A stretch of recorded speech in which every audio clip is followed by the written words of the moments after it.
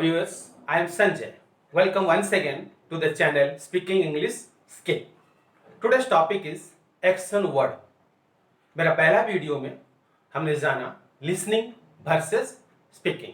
इसकी डिटेल्स आपको नीचे लिंक दिया गया है, जिस वीडियो का नाम है स्पीकिंग इंग्लिश स्किल और टॉपिक है प्रॉब्लम्स एंड सॉल्यूशन। आप चाहो तो उसको देख सकते हैं। लिसनिंग और स्पीकिंग के बीच में हम चार तत्वों को जानते हैं, यानी कि चार पावर्स। वो चार पावर्स हैं पावर ऑफ वर्ड और वर्ड पावर, दूसरा है पावर ऑफ डिक्शन, तीसरा है पावर ऑफ ट्रांसलेशन और चौथा है पावर ऑफ सेंटेंस फ्रेमिंग। आज हम इन्हीं चार तत्वों के बारे में जानेंगे और इसको हम प्रोक्योर करना है। और कैसे करेंगे प्रोक्योर? इन एक्शन वर्ड्स के माध्यम से। एक्शन वर्ड्स का मतलब होता है हम जो करते हैं, जो करके दिखाते हैं। ठीक है, इसको हम फंक्शनल वर्ड्स भी बोलते हैं और सीधे सादी भाषा में हम उसको डेली यूज वर्ड्स भी बोलते हैं। तो आज जानेंगे हम इस डेली यूज वर्ड से कैसे हम ये चार पावर को जागृत करेंगे। आप जानते हैं कि जब तक हमारे दिमाग में शब्दकोश नहीं होगा तब तक हम कुछ बोल नहीं पाएंगे सही से, तब तक हम कुछ ट्रांसलेट नहीं कर पाएंगे। इसलिए आप अपने तर्कस पे ये शब्द वर्ड्स का भरमार भर के रखिए। इसकी भंडारण करनी है आपको, बहुत जरूरी है भंडारण करना। और इस भंडारण के लिए प्रैक्टिस जरूरी है। किसकी प्रैक्टिस? वर्ड्स की प्रैक्टिस, ट्रांसलेशन की प्रैक्टिस, शब्द चयन या पावर ऑफ डिक्शन की प्रैक्टिस। कहाँ पे कौन सा वर्ड, किस जगह पे कौन सा वर्ड सही तरह से लगना है, इसकी प्रैक्टिस बहुत जरूरी है। तो क्या आपने अपना बोलने की प्रैक्टिस शुरू कर लिया है? नहीं? तो फिर चलिए यहीं से और अभी से हम शुरू करते हैं। पहले हम ये जानना चाहते हैं हमारा डेली जीवन में जो वर्ड्स हम यूज करते हैं उसका क्या महत्व है, जिसे हम एक्शन वर्ड कहते हैं और जिसे हम फंक्शनल वर्ड्स भी बोलते हैं। इसका क्या महत्व है, क्यों हम यहाँ से शुरुआत करें? ये इसलिए कि ये जो एक्शन वर्ड्स हैं ये अपने आप में संपूर्ण है। ये एक तरह का सेंटेंस है जिसमें ग्रामर नहीं के बराबर होता है, पर समझदारी बहुत ज्यादा। और इसमें एक बहुत महत्वपूर्ण चीज जो है वो है ये बहुत छोटा सेंटेंस है। एक वर्ड्स, कहीं दो वर्ड्स, तीन वर्ड्स, इस तरह में ये सेंटेंस कंप्लीट हो जाता है और बहुत सिंपल वर्ड्स है और बहुत मजेदार मीनिंग्स इसमें आते हैं और कोई भी समझ जाता है। तो चलिए शुरू करते हैं हम एक्शन वर्ड्स के बारे में।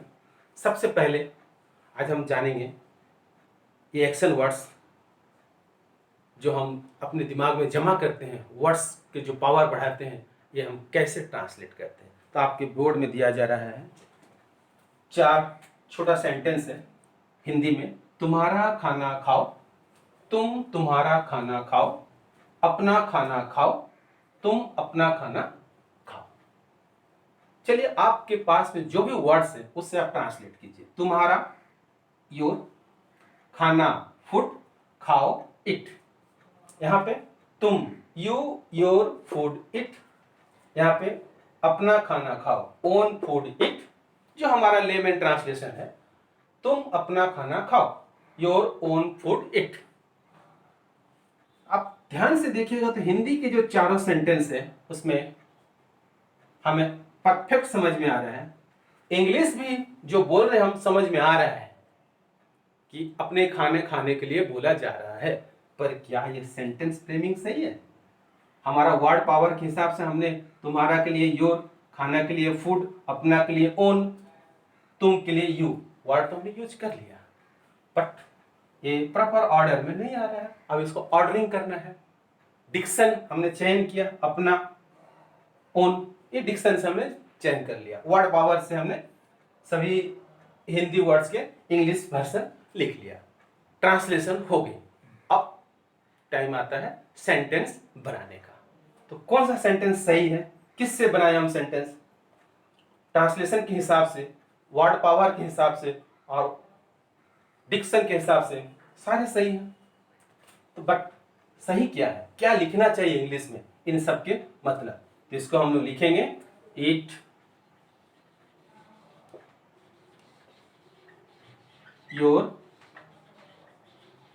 फूड, ये है इसका सही इंग्लिश ट्रांसलेशन। बट हिंदी में सब क्लियर समझ में आ रहा है, बट एग्जैक्ट हिंदी का अगर इसका मीनिंग हम ढूंढेंगे तो उसको आता है अपना खाना खाओ। अब देखिए अपना में ओन लगा है पर हम यहाँ लगा रहे हैं योर, ये शब्द चयन है, this is the called power of diction. तो जब तक आपके पास में वर्ड्स नहीं रहेंगे, मान लीजिए अभी आपके पास में ओन नहीं होता, योर नहीं होता, तो आप ओन लगाते हैं, ईट ओन फूड, जो ग्रामेटिकली सही नहीं होता। तो ये रही आपकी 4 पावर्स, मैं ये 4 हिंदी के सेंटेंस में आपको समझाया।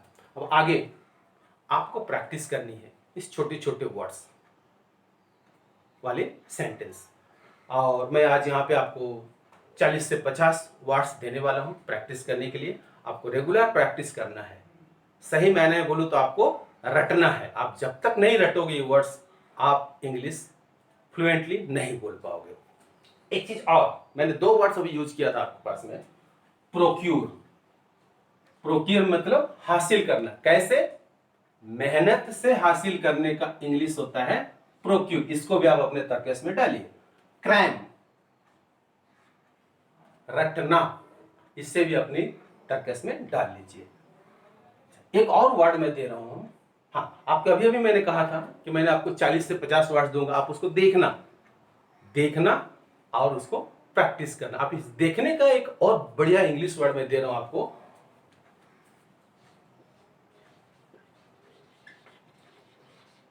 परयूजल। ठीक है, जब आप इंग्लिश लिखेंगे, एप्लीकेशन लिखेंगे, आपकी जॉब के लिए एप्लीकेशन लिखेंगे, तो ये वर्ड को जरूर से यूज करना, फॉर योर काइंड परयूजल। आप देखिए इसकी इम्पैक्ट क्या होता है आपकी एम्प्लॉयर के तरफ से। इसके बारे में हम फिर कभी बात करेंगे, फिर कोई वीडियो में इस तरह से क्लासिकल वर्ड्स सब हम ला के आपको बताएंगे। पहले चलिए जानते हैं हमारा आज का एक्शन वर्ड्स के बारे में। एक और वर्ड्स मैं दे रहा हूं आपको, लिखूंगा नहीं, आपको मैं फ्लैश होगा बोर्ड पे। आप एक वर्ड ताली बजाओ, हिंदी में है, इसका इंग्लिश क्या होगा, क्लैप योर हैंड्स।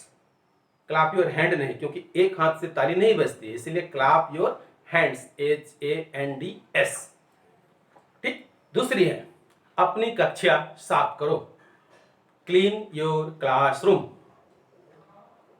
पीछे मुड़ो, पीछे मतलब बैक, मुड़ो मतलब टर्न। तो क्या इसकी इंग्लिश बैक टर्न होगा, टर्न बैक होगा?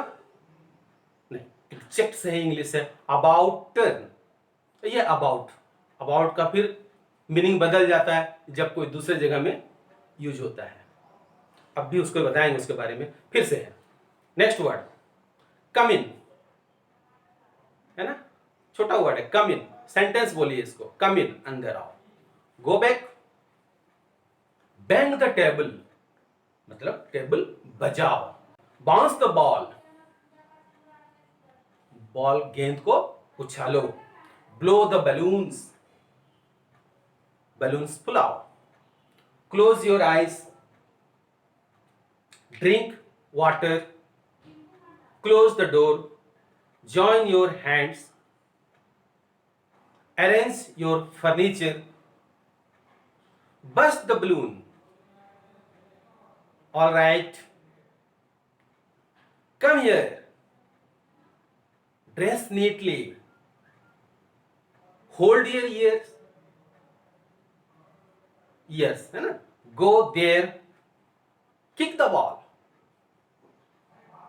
run fast, raise your hand, run fast, open the door, polish your shoes, please smile, yeah, smile please,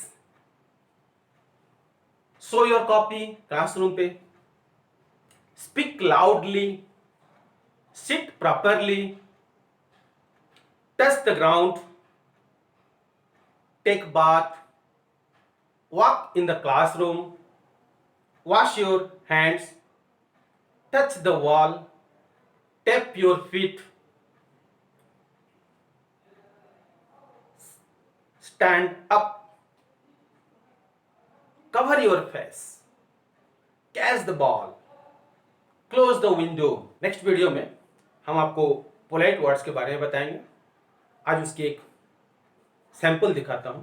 एक पोलाइट वर्ड्स लेते हैं जिसको हम प्लीज, ठीक है। अब इस प्लीज और ये कमिंग को यूज करके हम एक छोटा कन्वर्सेशन तैयार करेंगे। ध्यान दीजिए, आपका फ्रेंड दरवाजे नॉक कर रहा है।